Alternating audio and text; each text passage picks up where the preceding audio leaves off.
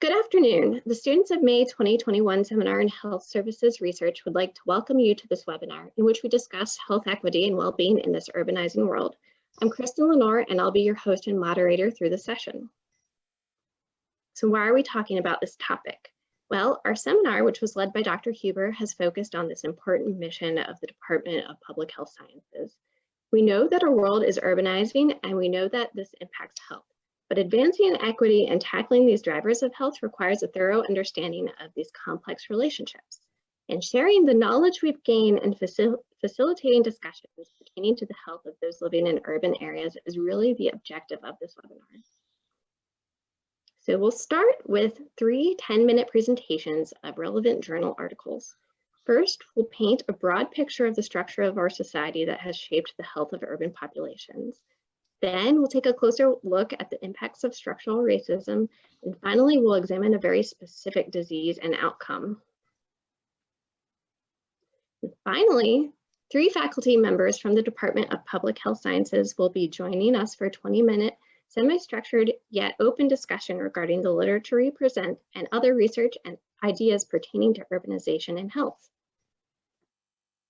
So let's get right into our first article. We'll start with a broad perspective of urban health. The article, To Mitigate, Resist, or Undo, Addressing Structural Influences on the Health of Urban Populations by Geronimus, is about 20 years old, but still provides relevant content for today's issues in health equity. It offers a framework for understanding the intersection of urbanization, poverty, and race, and emphasizes that this deeper understanding must play a role in eliminating inequalities. Before we proceed, let's take a look at these terms and definitions relevant to our discussion. First, structural racism is really the system that has been built over time that perpetuates group inequalities. Second, social capital is the supportive networks of relationships that affect functioning within a society. And finally, health inequity describes these health differences between groups where one or more groups have worse health outcomes than another. These are unfair differences due to the way our society is set up. The article focuses on 2 major themes of structural racism and social capital as conceptions of the role of race and ethnicity in producing health inequalities. And the definitions in the article are a little different, but they conceptually are the same, and we'll use these to guide our discussion. We'd like to highlight that it is well established that poverty is linked to adverse health outcomes. It's linked to increased risk for mental illness, chronic disease, and higher mortality, to name a few. So let's look at how race and ethnicity became part of that equation that leads to health disparities. We'll start with structural racism. This historically begins with the majority population. And in our society, this is really whiteness. This majority population sets up the society in tension with minority populations, which are associated with color. And this sets the stage for association of minorities and disadvantage.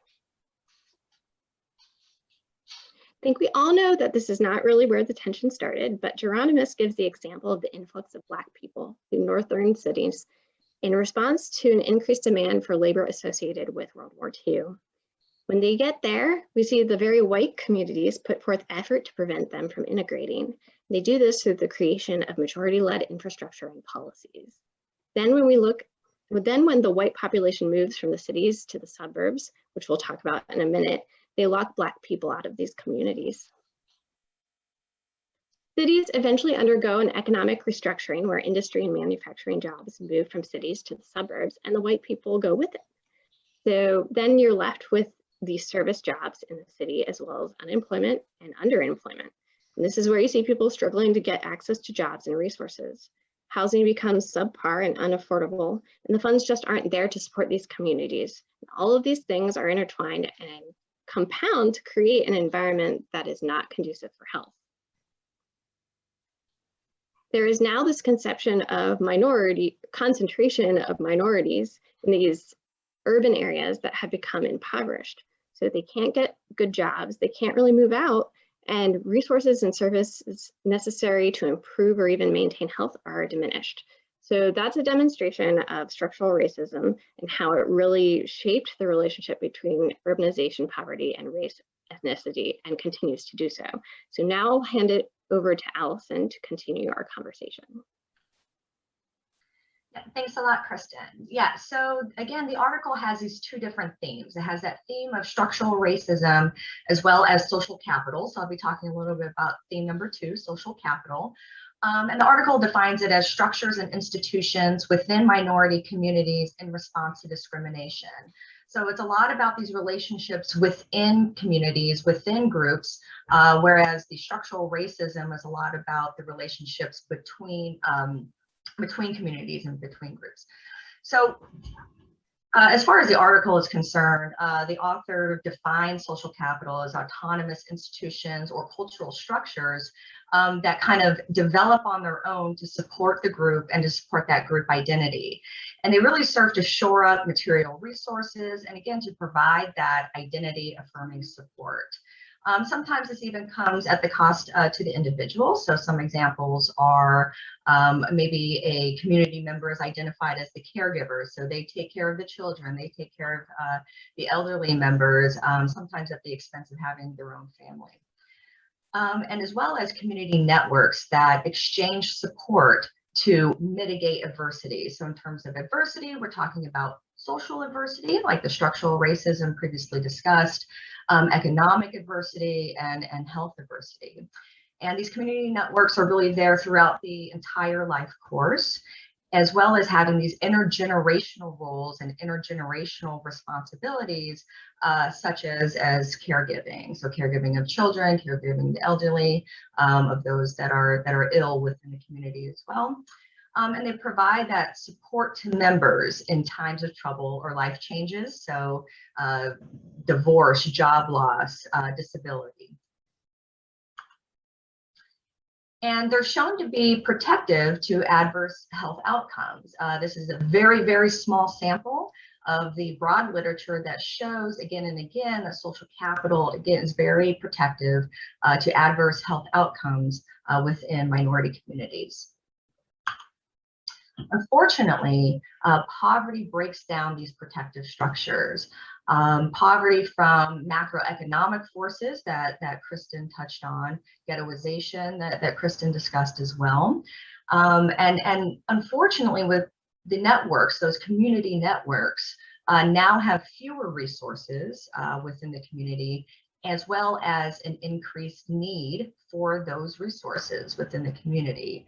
And this kind of presents as high joblessness, homelessness, early ill health. As well, that growing inability of these networks in these poor urban areas to avert these hardships is often, unfortunately, interpreted by the dominant culture as coming from some intrinsic source, as coming from these groups having, decreased family values or decreased personal responsibility. And that false perception, again, is coming from the dominant culture. And that's in contrast with that minority group's perception. Dominant culture not really taking into account those historical and structural causes for these types of things. And so the author takes a little bit of a side note to talk about Healthy People 2010, because that was published in January 2000, and Geronimus published this article 6 months later. And so I think it was very much on her mind to discuss healthy people. And the author makes note to say that in Healthy People 2010, the directive is to eliminate racial, ethnic, and socioeconomic disparities in health, which is a very tough task, I think.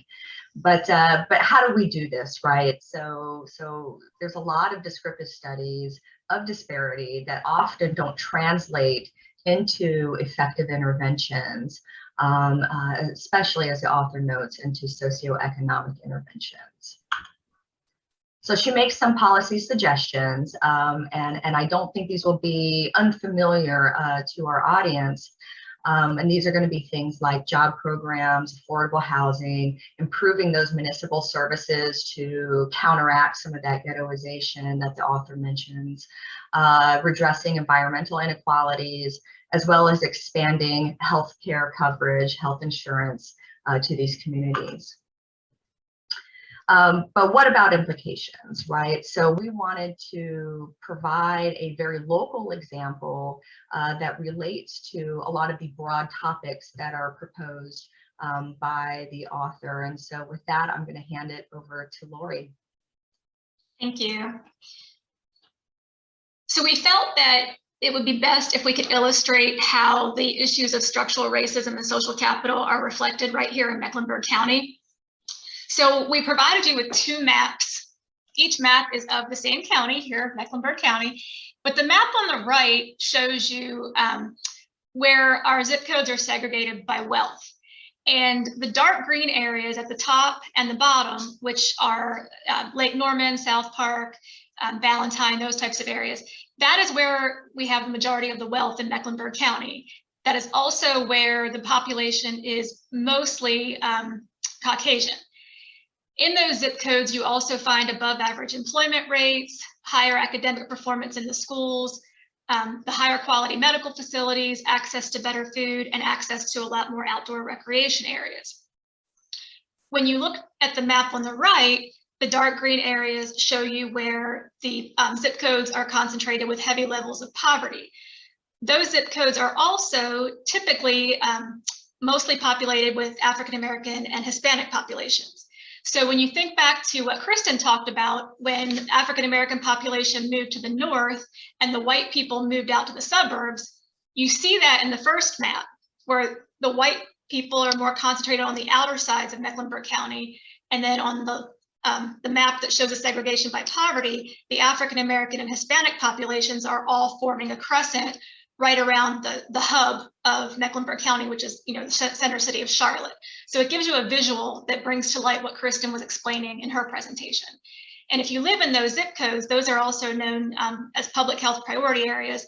You have lower employment, lower wages, the schools are the poor performing schools, you're more likely to live in a food desert, and your access to medical care is sparse. So a study was done in 2015 that determined that if you were born in that crescent of poverty, you had a very small chance of ever moving outside of that area. So the cycle was just going to continue to perpetuate. So in response to that study, Charlotte developed a task force that is called Leading on Opportunity. And they wanted to address this problem that they considered to be systemic, structural, and cultural issues that have resulted from inheriting intergenerational poverty. Charlotte decided that they wanted to take a universal approach and identify the problem that is suffered by the marginalized population, but propose a solution that had a broader scope and encompassed the entire community rather than just targeting specific populations. The overarching issues they understand are segregation and structural racism, which has suppressed opportunity, as well as social capital, which with the absence of social capital, you don't have increased opportunities.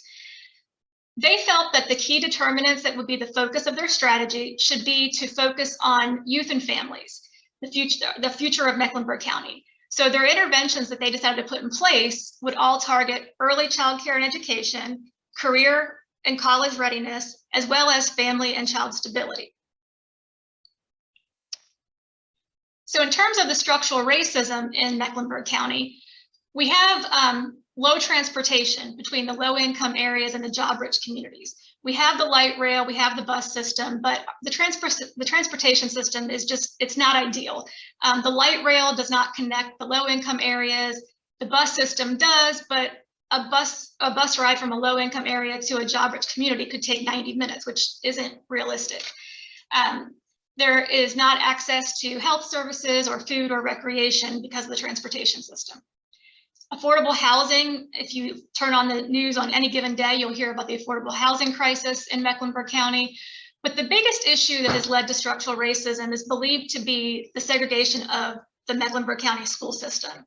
1/3 of the schools are segregated by poverty, 1/2 are segregated by race, and 1/2 are hyper-segregated, meaning that 90% of the students are from one race. Mecklenburg County has a 12.8% poverty rate, but that poverty rate is primarily made up of Hispanic and African American population, despite the fact that overall, the population of Mecklenburg County is the opposite. It's mostly Caucasian, followed by African American and Hispanic. So the structural racism exists due to longstanding policy failures related to housing, education, transit, lending practices, criminal justice, and various other factors, which Kristen mentioned at the beginning of the presentation. And Charlotte is committed to becoming more inclusive, fair, and addressing the issue of school segregation with a systems approach.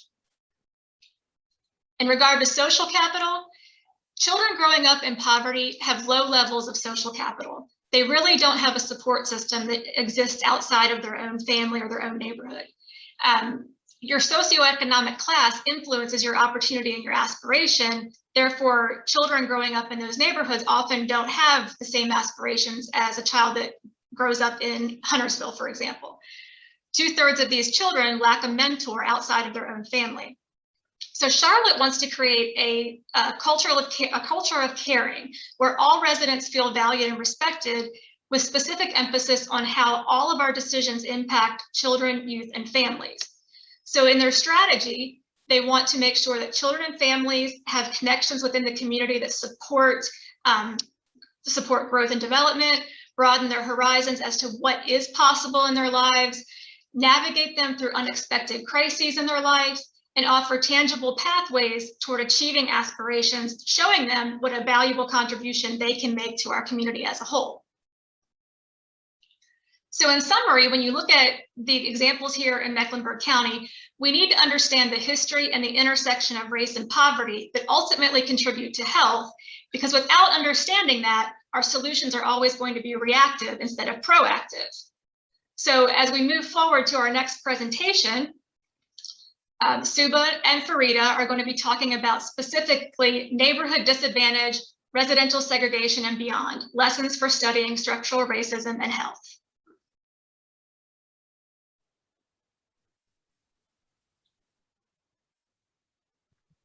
Everyone, I am Shubhanita Ghosh and my friend Farida Yada are going to present the article Neighborhood Disadvantage, Residential Segregation and Beyond Lessons for Studying Structural Racism and Health, written by Alicia R. Riley. In this review article, the author indicated that the structural racism has similar epidemiological and sociological effects like neighborhood effect. In current health disparity research, structural racism is often addressed as either neighborhood disadvantage or racial residential segregation. Some researchers argue that these are completely different things and not interchangeable. Moreover, that neighborhood characteristics fails to consider the relational nature of structural racism. But all researchers acknowledged structural racism is a fundamental cause of health inequality. Next slide, please. It is important to understand that the structural racism is distinct from interpersonal and internalized racism. It refers to the institutional practices, policies, and norms that structure opportunity and assign value based on the phenotypes like skin color. Structural racism includes the macro level forces that maintain racial hierarchy, often while appearing to be race neutral. Race was once studied as an theoretical aspect of the epidemiological studies and now is being recognized as an important aspect of the public health. Neighborhood disadvantage in health disparity is very much well documented in the research and is measured as the percentage of household poverty and by the other latent variables. The measures of racial residential segregation is still unclear. So the best way to study the effect of structural racism on population health is not very clear. So the author synthesized the finding on neighborhood disadvantage and the racial residential segregation as they pertain to racial health disparities and the limitation of neighborhood effects research for advancing understanding of structural racism and health. So the challenges found by Riley in these review articles are neighborhood disadvantage drives health disparity in a way that is not independent of the other factors like segregation or race, and also the neighborhood disadvantage, racial, residential segregation, and race becomes social determinants of health as they contribute some of the influence of structural racism. Neighborhood effects research has shown the clustering of racial disparity at the local level. Next slide, please.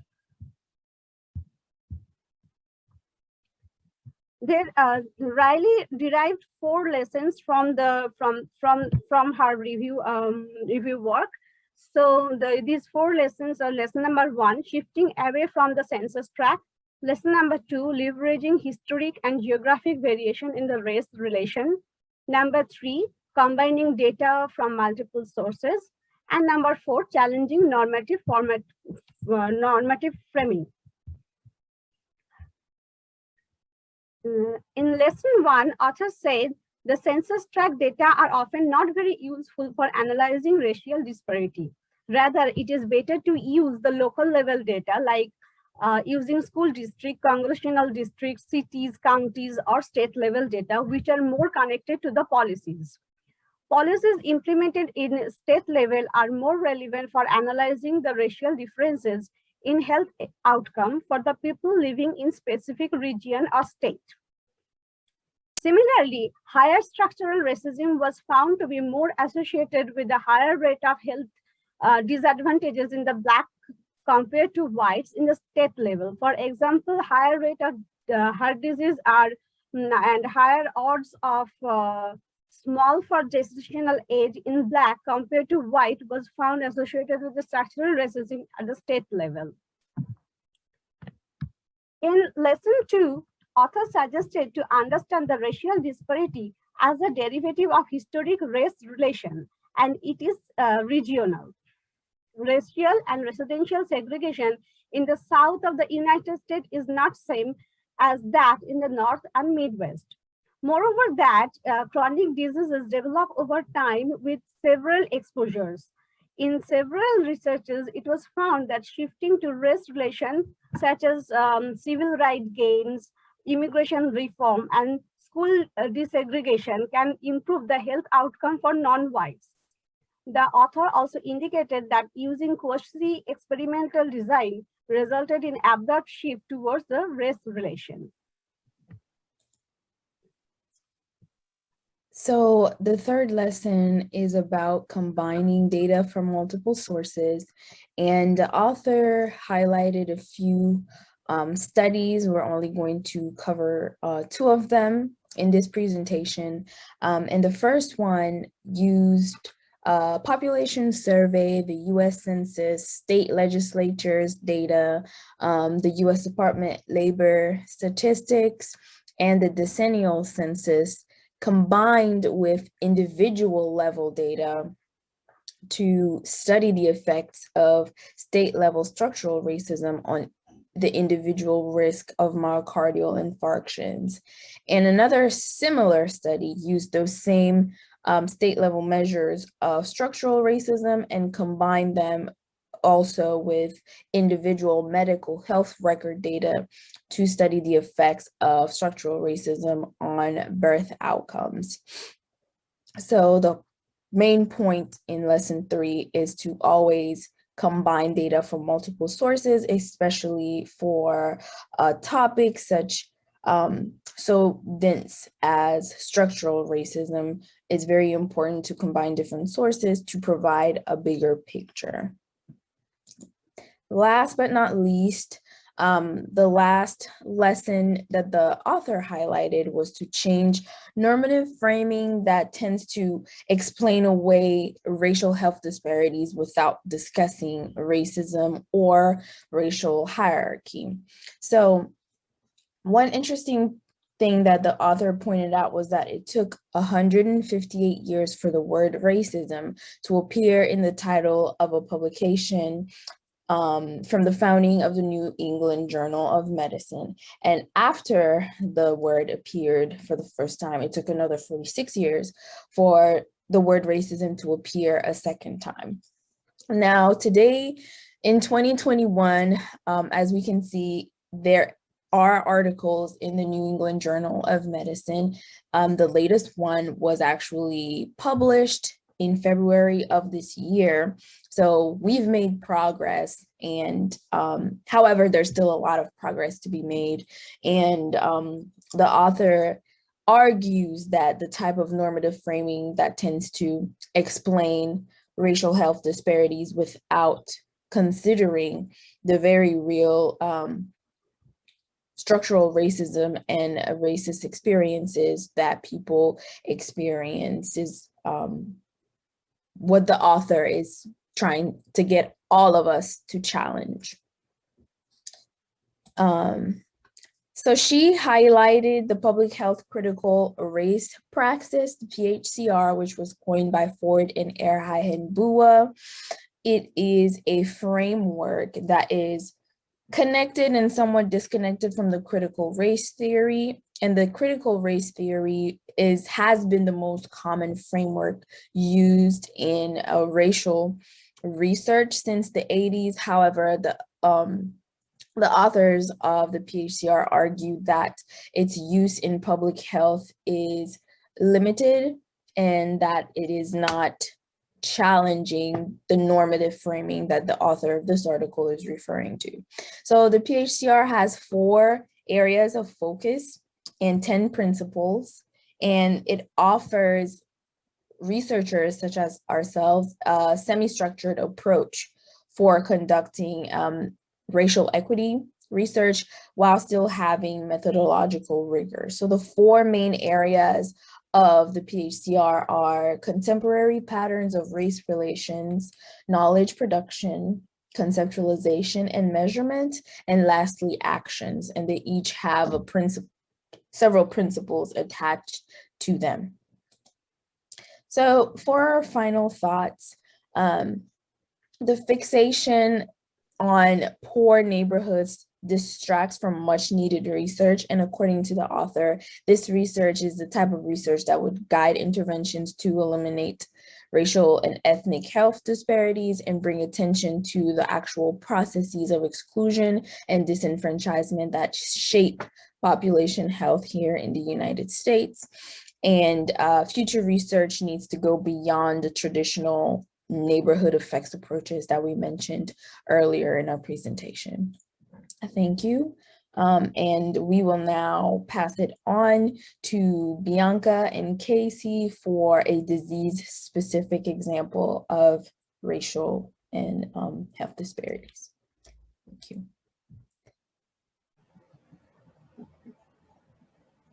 Thank you, Farid and Suba. My name is Bianca, and Casey and I will present the article Regional Variation, Disparities in Breast Cancer-Specific Mortality Due to Race, Ethnicity, Socioeconomic Status, and Urbanization.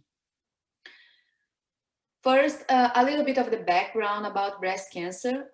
Breast cancer is the second most common cancer in women, right behind certain types of skin cancer, and the second leading cause of women's death in US. Although white and Black women get breast cancer at the same rate, Black women have a higher mortality when compared to white ones in the US. In North Carolina, it's not different. Non-Hispanic Black women are 30% more likely to die from breast cancer than non-Hispanic whites. Other factors have been associated with disparities in cancer mortality. Some studies have found that socio-economic factors are associated with an individual's risk of developing and surviving cancer more than race and ethnicity. So for this particular study, the researchers want to answer how the disparities in breast cancer mortality due to race, ethnicity, socioeconomic status, and urbanization vary within regions in California. First, they divided the 58 counties into 8 regions for administrative purpose. So you can see them listed on the slide. So the primary data were collected from the California Cancer Registry during 2013, and more than 200,000 women with invasive breast cancer were eligible to participate in the study.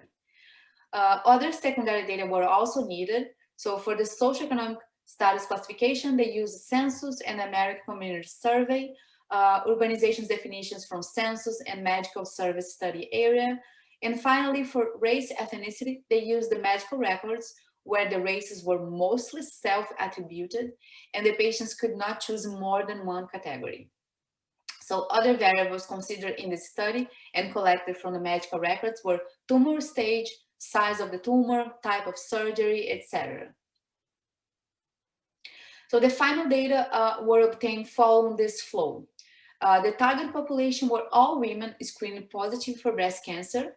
The study population was the diagnosed patients reported to California Cancer Registry during this period, 2020-13, which numbered more than 266,000 patients. So Hispanics mixed with other race were excluded.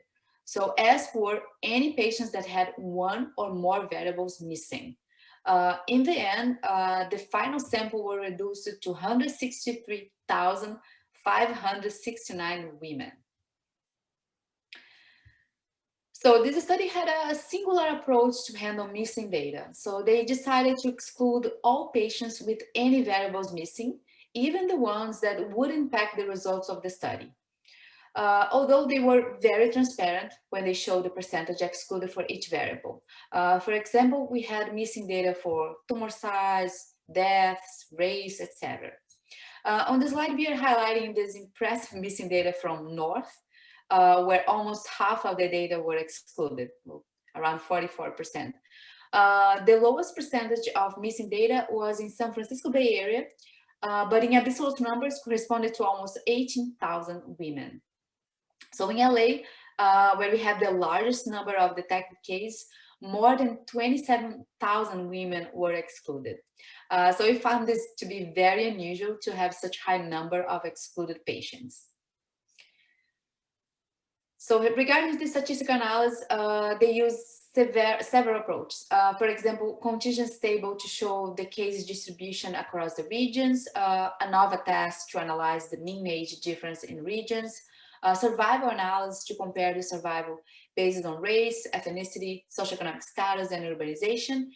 And lastly, hazard risk ratios to evaluate the mortality risk based on race, socioeconomic status, urbanization, and other factors such as tumor size and treatment. So to wrap up the summary of the data, we made a visual comparison of some variables in the two most contrasting regions in California, North and LA. We chose them due to the biggest difference between the rural and urban areas, since urbanization is one of the disparities analyzed in this study. And we can see that LA is 97% urban, while North is predominantly rural, with only 43% of people living in urban areas. On the right side, we have the socioeconomic distribution that shows LA displays a higher socioeconomic level in contrast to the North, which has the highest percentage population in the lowest tier. Regarding the race distribution, North and LA show a very different composition. While North is predominantly white, with low percentages of any other race, LA is more racially mixed. Half of the participants are white, with other races combined, making up the second half, and Hispanics being the second largest population after the whites. So, but despite the difference that we saw in the previous slides, the age distribution between the regions is very similar. Same can be said about breast cancer stages on the right side that shows similar distribution between the two regions. One thing to note is that the stage 1, which generally yields a better prognosis for the patient, has the highest percentage in both regions. So now Casey is going to talk about the results of the study. Thank you, Bianca, for that awesome description of the data. So in terms of survival analysis, you can see the 3 graphs to the left of the screen. The first graph is the survival curve for race. The second is for socioeconomic status. And the third is rural versus urban. So to describe the results, the Japanese, Southeast Atlantic, and Chinese had a better survival rate than the white population. In contrast, Filipino, Korean, and women from the Indian continent had the same survival rate as the white population. And lastly, Blacks, Hispanic, Pacific Islanders, and American Indians had a worse survival rate than the white population. Women in the higher SES category had a better survival rate compared to women in the low or intermediate or medium categories. However, there were no differences in survival between rural and urban residents in this study. And you can see that in the lower graph, both the blue and the green lines are right on top of each other, indicating there were no differences. So in terms of hazard ratios, we felt that the study provided us a table and it wasn't the best representation of the data. So we decided to create forest plots to create a better visual representation of the data. So we used them to compare the different races and their hazard ratios for each region. For example, you can see in Desert Sierra that the white population is the comparison group, and the Japanese did have a higher hazard ratio compared to the comparison group. And you can see that it was also one of the only significant hazard ratios. Also included in those significant hazard ratios is the Black population for the Desert Sierra region.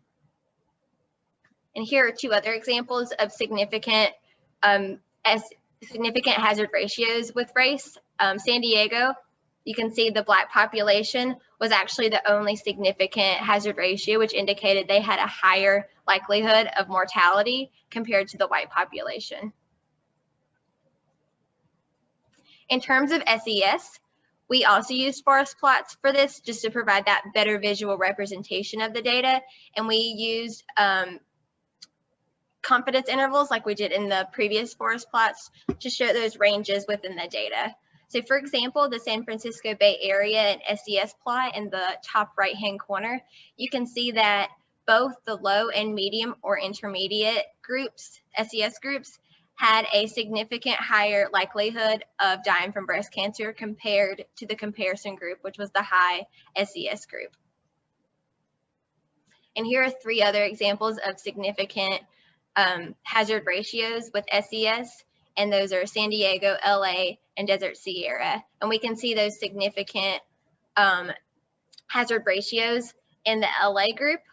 And if you compare it to the Desert Sierra group, only the low SES group had a significantly higher likelihood of dying from breast cancer compared to the high comparison group.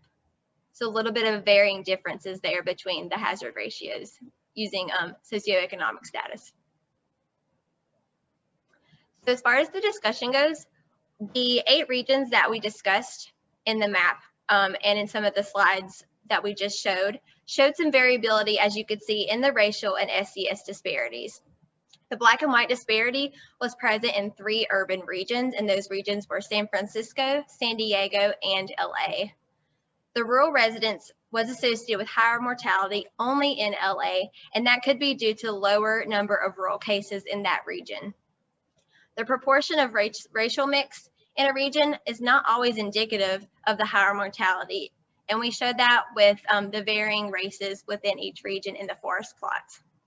And lastly, SES disparity was not associated with race in the study. Some limitations we felt the study had. The first one is that residents in ethnic enclaves have a worse survival rate and lower SES compared to other studies. Some variables we felt that the study did not consider were health access, including insurance, lifestyle factors, other comorbidities, and mental health status. We also felt that missing data was a huge problem in this study because they eliminated half of the potential data using the one variable or more missing categorization. The determination of race and ethnicity includes the fact that you could only select one race or ethnicity. In medical records, usually race and ethnicity are separate. And in this case, in the study, they were combined together. So the fact that you could only choose one may eliminate the fact that you can apply this study to people that have more than one race. So if this population in California is biracial, mostly biracial, maybe this study wouldn't be a good comparison or a good representation of that biracial population.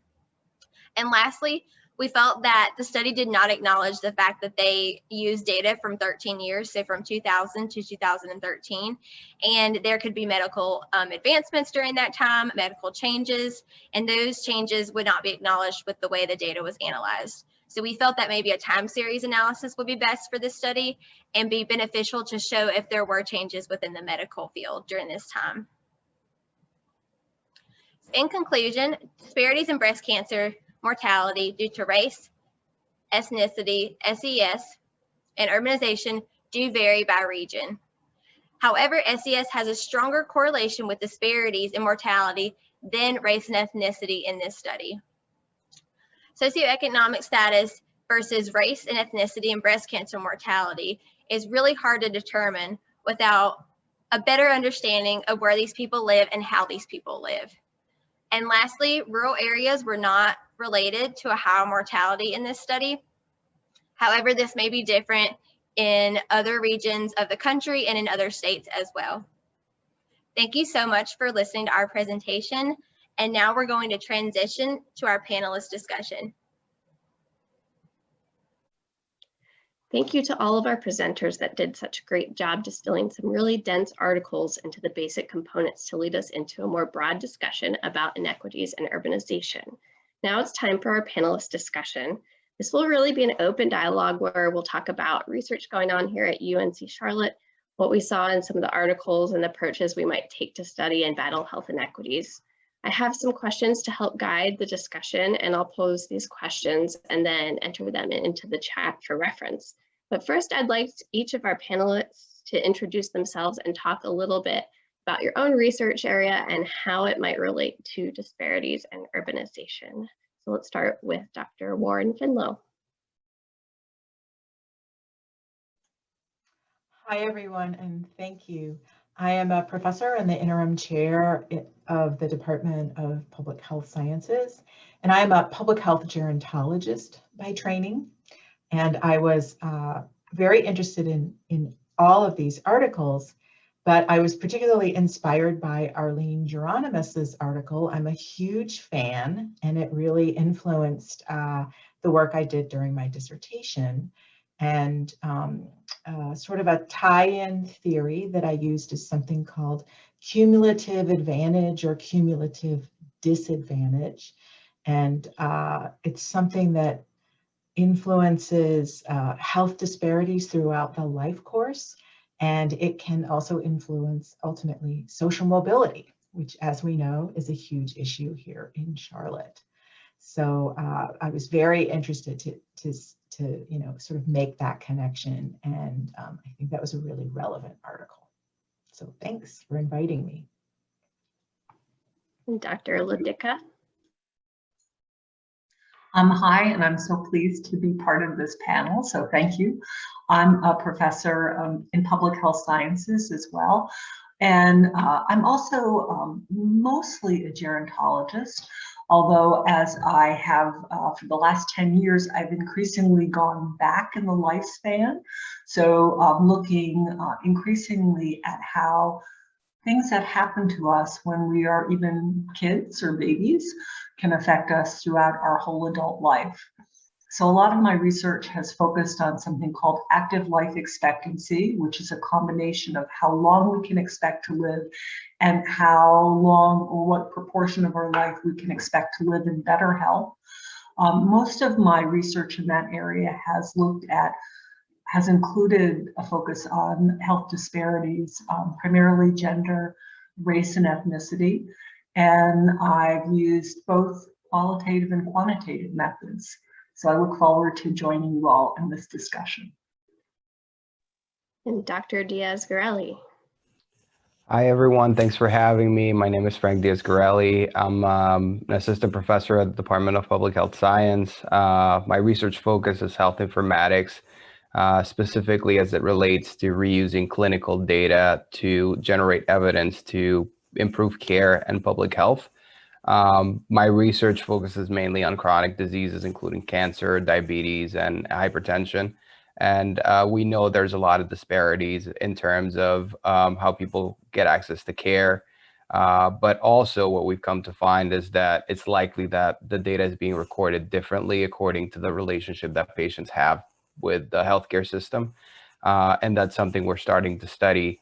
It's been great to be at UNC Charlotte because it's made me aware of all these differences and has given me a broad range of collaborators to actually pursue this path. Looking forward to discussing this stuff.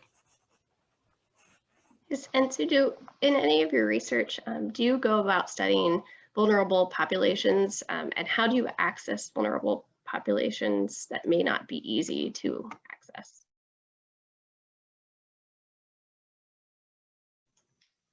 Yeah, when I first came to Charlotte, I worked primarily with African Americans, and I went through Black churches, which is interesting.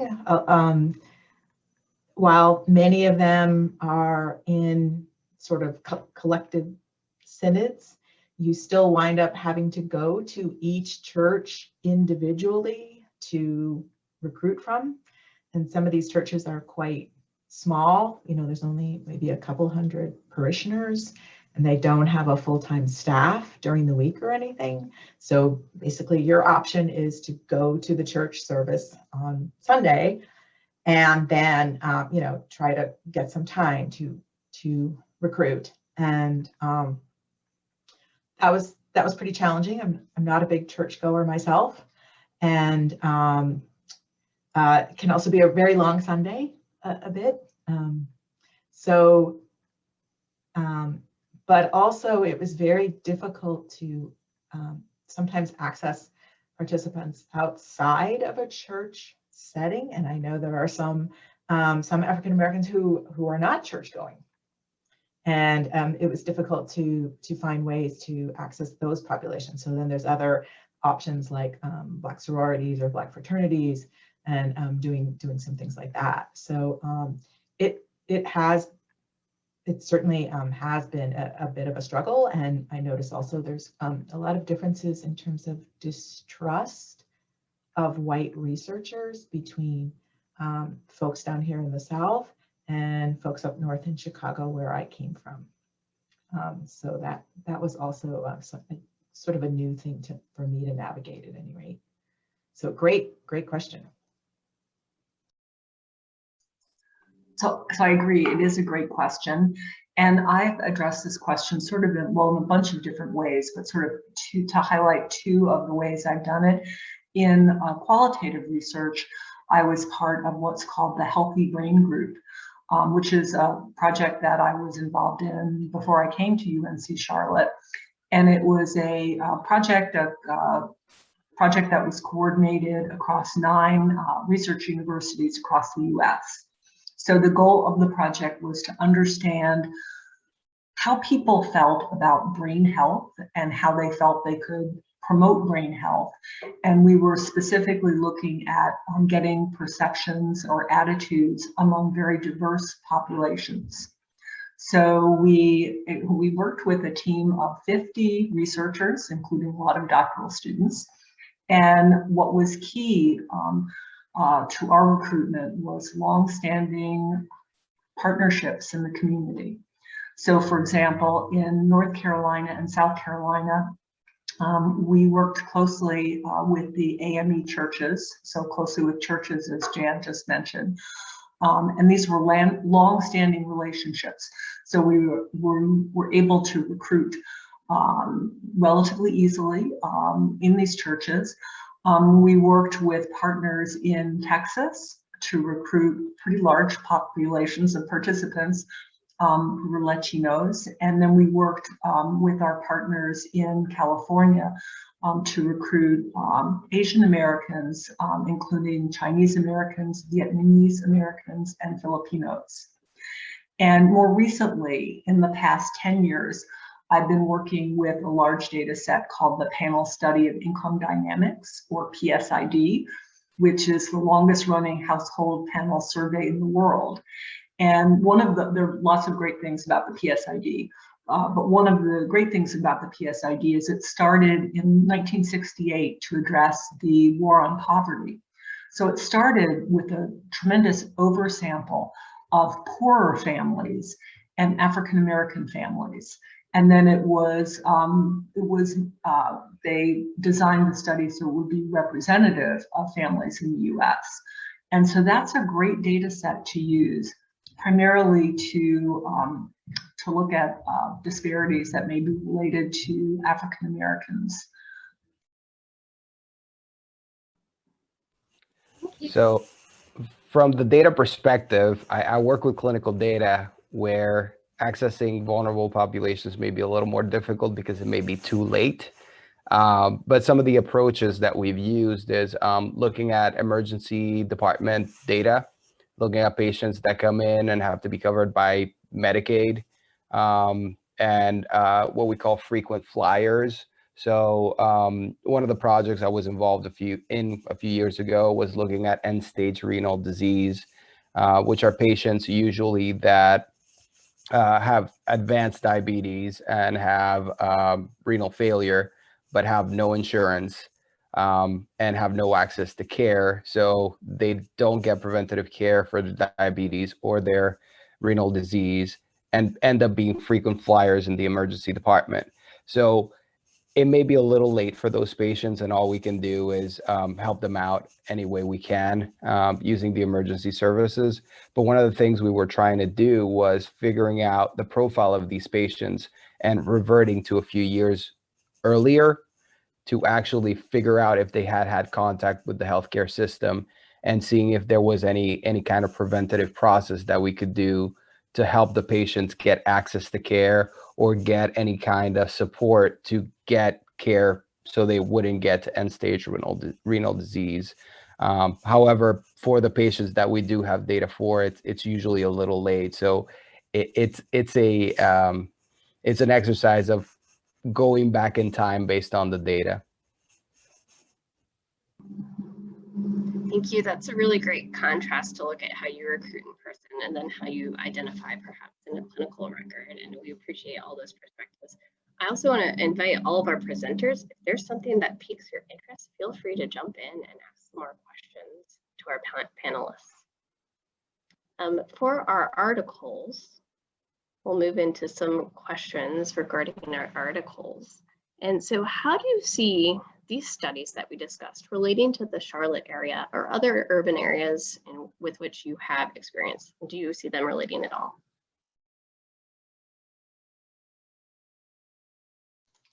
Yeah, I must admit, one of the things I'm worried about when we look at what's going on in Charlotte now, we're having all this huge growth of people moving here, and we see our housing prices increase, and we know affordable housing or lack of affordable housing was an issue a year ago, and now people are moving here and they're paying, like $30,000 over asking price for a house they haven't even seen. And when you look at what's happened to various cities across the country and how they become an enclave for more professional people who are the only ones who can afford to live there. And then the people who are providing services, the people that you need to work in your dry cleaners and your grocery stores and your waitresses and, all these people, they can't afford to live there. And so they get pushed out, right? And that's not sustainable, really, as a city. And so that I think is problematic. And then secondarily, oftentimes later there can come sort of a crash like we've seen in, say, Detroit or Pittsburgh, where at a certain point things become untenable and white and upper middle class people move to the suburbs, and this level of service drops down because the tax base has dropped. And I'm just thinking from a really economic standpoint, but you can imagine what happens to social services and to schools and to that 911 service and all these things that we really rely on in terms of some of our social determinants. And so there's a part of me that's really worried about that this explosive growth could also suddenly plummet us into a sort of a very different situation. It's not clear to me we're already handling the explosive growth so well. So I think I'm a little concerned about that, you know. But I don't know, what are other people's thoughts? If any of you have made those same connections. So I think that's a great question. I think that the challenges that we're seeing here in the Charlotte area are certainly representative of challenges that are playing out in other urban settings across the United States. I guess to add up another perspective to that, a lot of my research has also focused on both rurality and urbanicity. In that category and recognizing the challenges associated with the crescent and the wedge in Charlotte that have been really well documented by researchers like Chidi and all. A lot of my research has focused on the problems associated with people who live in very rural areas. So that rural people who live in rural areas face tremendous lack of access to care. And about 20% of the US population is in very rural areas.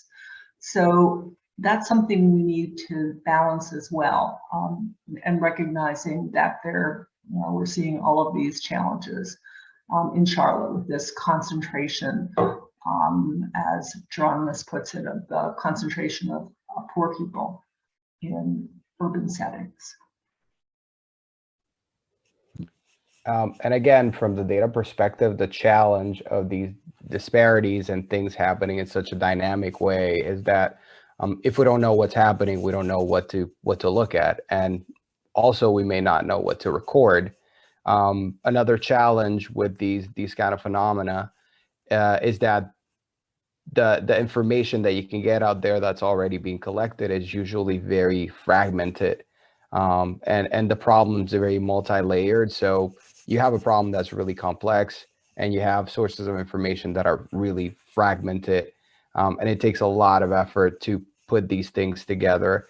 I know that in Charlotte we are trying to be very open about our data, to share things across healthcare systems with the health department. I know the COVID pandemic has actually helped us understand that sharing data and being active in terms of looking at what's happening over time. I guess that's become more obvious to everyone, but with a problem that's so convoluted and complex as health disparities, there's still a lot of work to be done in terms of knowing what to look at and getting your hands on it. And thanks for that.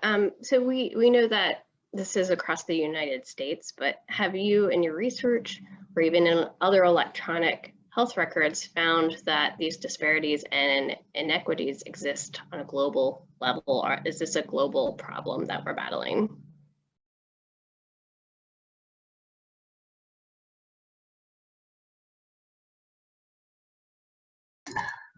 Yes, it is. Probably most of the recent international-based research that I've done is with doctoral students at UNC Charlotte. So there is a strong interest, as Dr. Huber can also comment on, among our students in maternal and child health. And I've worked with several doctoral students at UNC Charlotte who are very much interested in maternal child health in sub-Saharan Africa countries. And there are, not surprisingly, stark socioeconomic disparities there and educational disparities. Just incredibly dramatic disparities in both the health of mothers and the health of their children.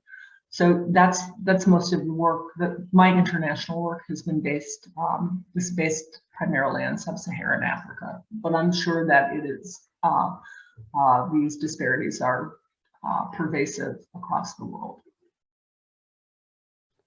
So I've had a chance to work with researchers in the Caribbean on both aging research and stroke research, and the disparities in stroke care in the Caribbean, particularly in the Dominican Republic, where I've seen the data, are staggering. First, access to care is really low. Second, even if people have insurance and everything, it really depends geographically of where they're at.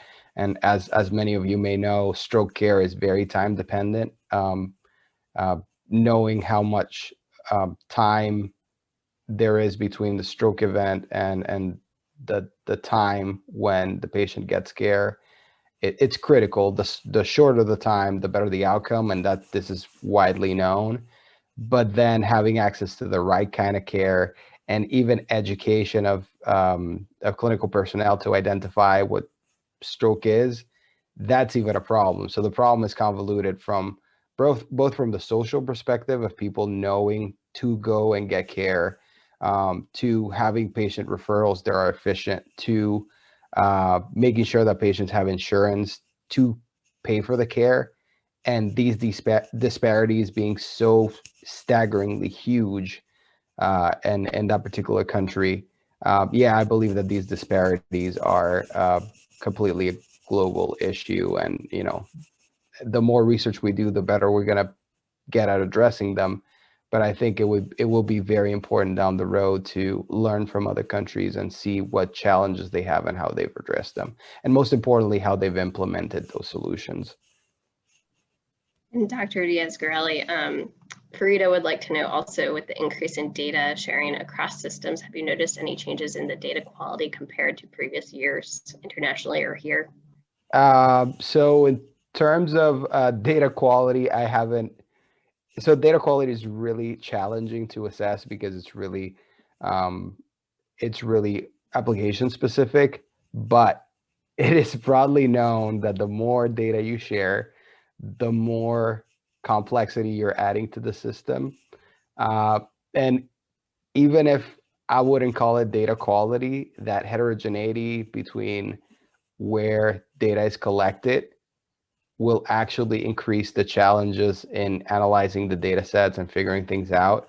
One of the research papers that we recently published talks about aggregating data sets across healthcare system all throughout the US. We looked at a 50 million patient data set with data that came from, I think, a little over 250 healthcare systems. And it was really difficult to find an effect, a statistical effect that we knew should have been there, just because the data was collected differently.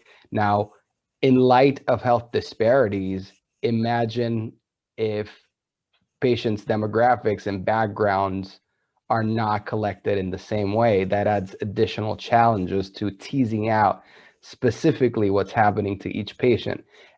And we were talking about these health disparities publications in light of the Charlotte context. Well, this leads me to think that the context for every city is going to be different, and we're going to have to take that into account. So it's not just the data, it's not just the system, it's not just the context, it's everything together, creating a really complex interplay. That's a great comment. I appreciate that. I think too, sometimes when we look at trying to address some of the structural issues that you guys were talking about in terms of systemic racism and some other structural issues, trying to link data we get from a certain place with the health policies and the laws in those areas. So like as Dr. Diaz-Garelli was talking, I was thinking about, well, when we try to look at global data, France doesn't even collect information on race. So you can't do anything with that data in terms of looking at racial disparities. And then some healthcare systems don't collect race, or they don't collect education more frequently. Or if the patient doesn't want to fill out a race, the clinician looks at them and decides what their race is. We can't really adjust for those things that are happening. So, you know, there's a lot of noise in that data when we try to integrate that together. I guess the other thing I was going to say is, you know, problems that are global in nature will ultimately, if they're not already here, will be coming to Charlotte. We are a large immigrant hub. And so some of the disparities we have now in terms of access and cultural competence will only be exacerbated or accelerated as we have more and different populations coming in. And we haven't even solved how we can better treat, you know, people who were born here, let alone people who are now coming and may have a lot of trauma and other sort of things that are going to influence their care. So I think these are all really, you know, big and important issues to think about as we do this kind of work. And another comment on data, I think building on what was just said, the issue of like being comparable in terms of measurement, so that you're measuring the same thing, you're collecting, you're asking the questions in a similar way is really key, as well as your ability to link existing data sets with other data sets. The other thing that I think is really important for studying health disparities, and I'm broadening this out beyond just patients, but on a population level, is collecting data, you know, across the whole life course. So it's not enough just to have surveys, say, of midlife or older adults. You really want to, as Frank was talking about, a lot of these chronic conditions, and something I've seen a lot in my work, become challenges among people in minority populations, even in their 30s or sometimes earlier in life. So you really want to have data starting when people are hopefully very young adults or even adolescents, all the way through the period of older age. So to be aware that if you're using data that's representative of people, say, at midlife, say 50, which I think some of us think of as relatively young, by then there's already been selective mortality, meaning that people who had much higher risks of these conditions, which unfortunately is often people in minority populations, will have systematically died and not be represented in your data. I think that's a great segue into a question that Allison has posed, is that have we documented and researched disparities enough? And it sounds like we could do more work across the lifespan in descriptive studies and over the years. And if so, if we have documented them enough, then how do we know how to and when to translate them into action or make that research actionable? So I want to build on what you just said, Kristen, and then also what Dr. Leduca was saying, because this gets back to this theory of cumulative disadvantage, which relates to Arlene Geronimus's work. And the theory of cumulative disadvantage talks about how some people acquire disadvantage even in utero. So in other words, if we have a mom who smokes, or somebody who is unable to access prenatal care on a regular basis, that child may be born with a health disadvantage of some kind.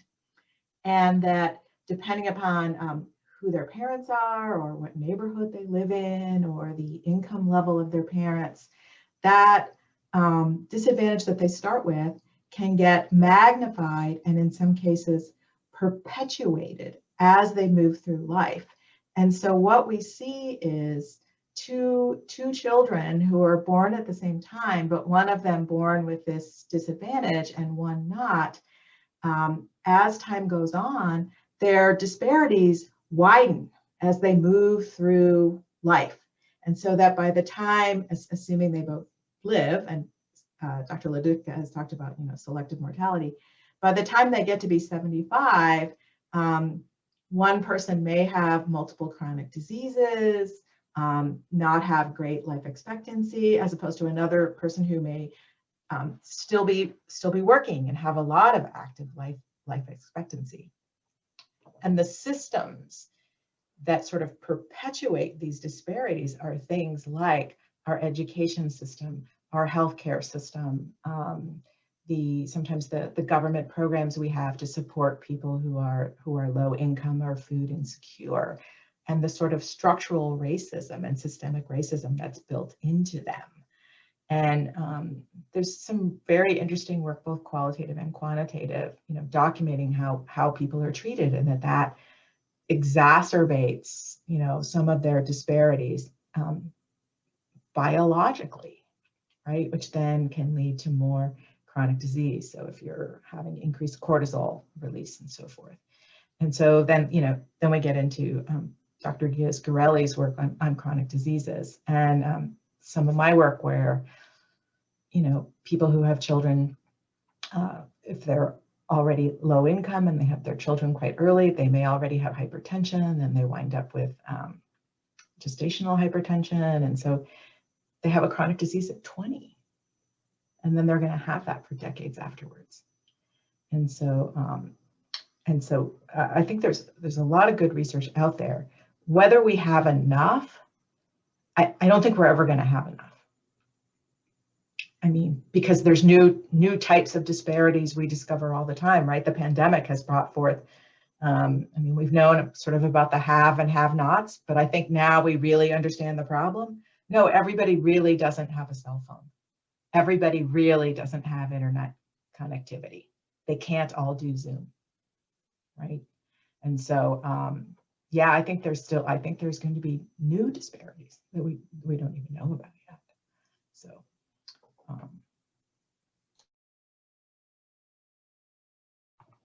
So as to the second part of this question, and we'll use Charlotte as an example. So how do we make these things actionable? And so in that first presentation, you heard a little bit about the child-centric initiative taken by Mecklenburg County. And the first article also comments that public health interventions should be directed at adults rather than youth. And it's at odds with this approach. So what are your thoughts on the benefits and limitations of targeting children or adults for interventions for disparities? So that's a great question, and that's something I feel really passionately about. And I, again, would really emphasize the importance of supporting people in all age groups. So I think right now we're seeing with the Biden-Harris administration, one of the largest major initiatives that we've seen in this country in decades in supporting families with young children, which is absolutely critically needed. And the statistics that you all shared about the educational disparities in the school system in Charlotte were just amazing. I mean, they were just astounding to me.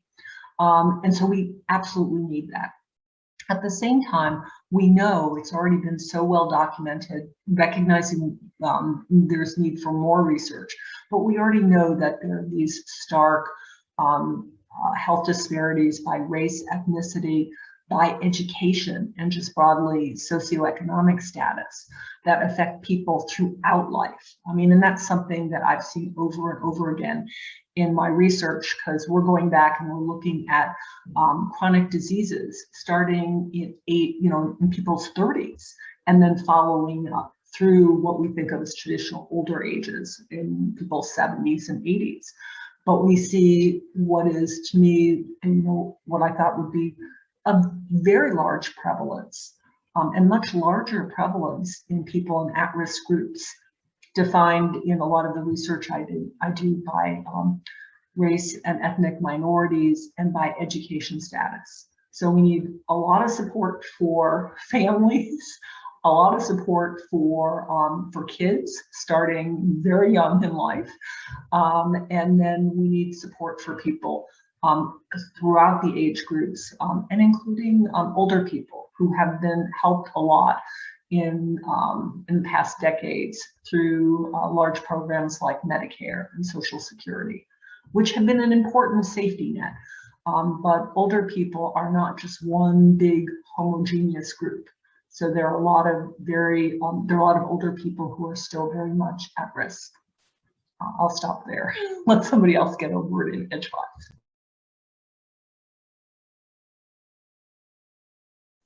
I was going to say many of those older people are the caregivers of young children too.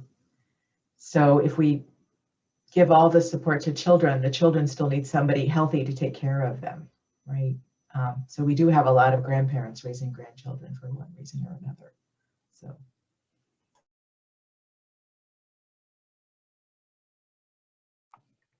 So do you think the hyper-segregated school systems are a core of the structural racism here in Mecklenburg County? And can we do anything to address it?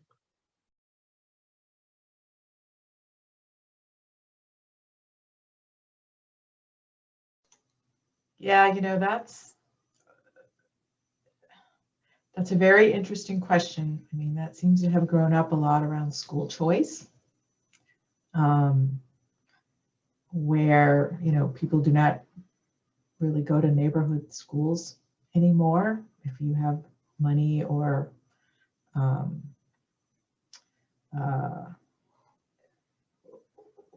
you have a particular skill or knowledge area to go to shoot, I'm blanking on what they're called. A magnet school, something like that. And I think that's happened in a lot of other places around the country where we have school choice. But certainly, we were one of the last. If you've ever looked at Swan versus Mecklenburg County, we were one of the last counties in the United States to desegregate schools back in 1972. And in fact, my neighbors talk about how when that Supreme Court decision came down, they went out, bought a station wagon, and got together with the other white families and drove their kids to the nice white school. They didn't say that, but drove their kids to the school they wanted to go to. And they've told me that story multiple times, proudly. And so I think there's a lot of that still there. It's said differently now. I mean, a better school. I need to send my kid to a better school or whatever.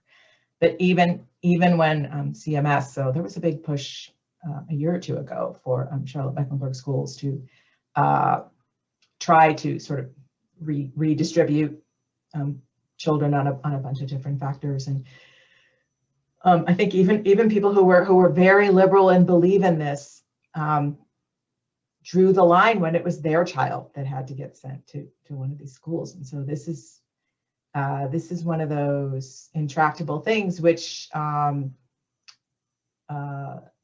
suspect leads to people moving out of cities and into suburbs that maybe that there's less diversity, so it's not a problem.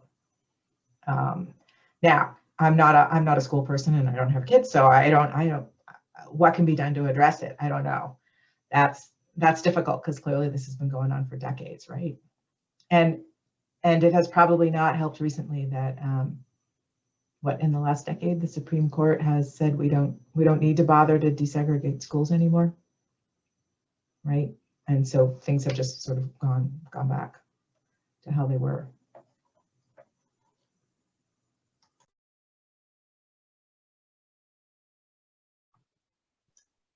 We need solutions. I'm not. I don't have kids in the school either, so I'm not an expert in that area. I just wanted to say that this is another example of something that's a really pervasive, longstanding problem. So this has been a major problem in this country. I mean, that I've been aware of for going back for 50 or 60 years. Just growing up, I've been aware of that. So it's a long-standing problem, and absolutely we need solutions, which is going to be really complicated.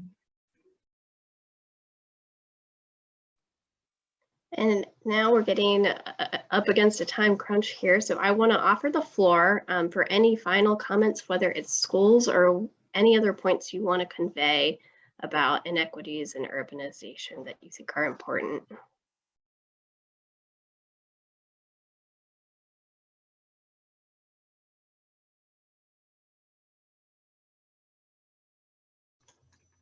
I guess I just want to cycle back to something I was talking about before, about some of my fears about, you know, the desire to lure more people to Charlotte, to continue the growth and expansion and economic development. And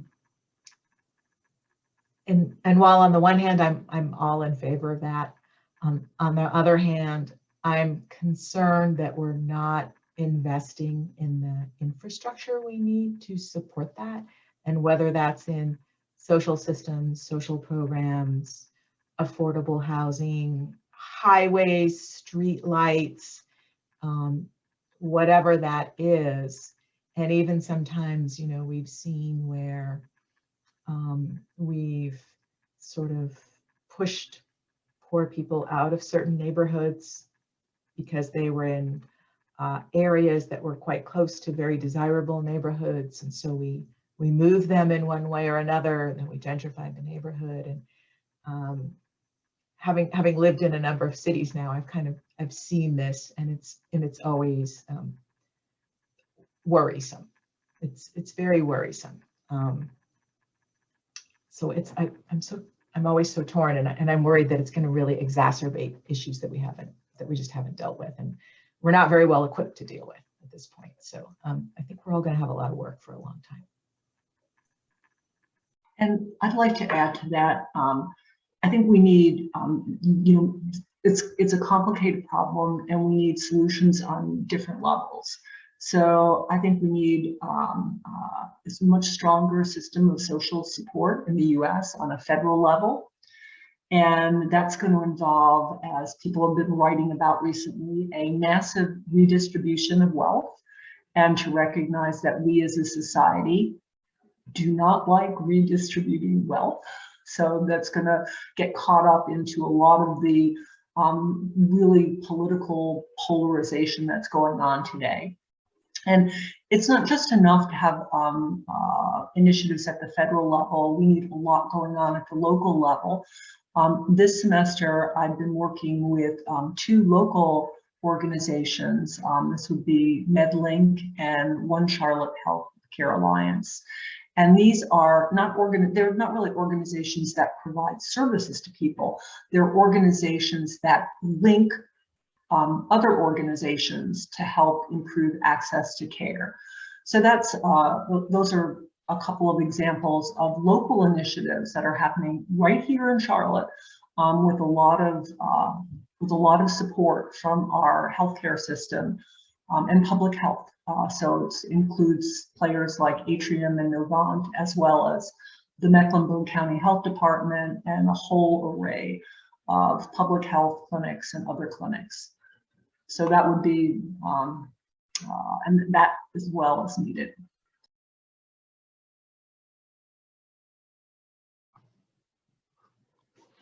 Well, thank you so much for everyone's input. I want to thank our presenters and our panelists, and for Dr. Huber, who coordinated this get-together and this discussion. And thank you very much for your words and for being here. Thank you.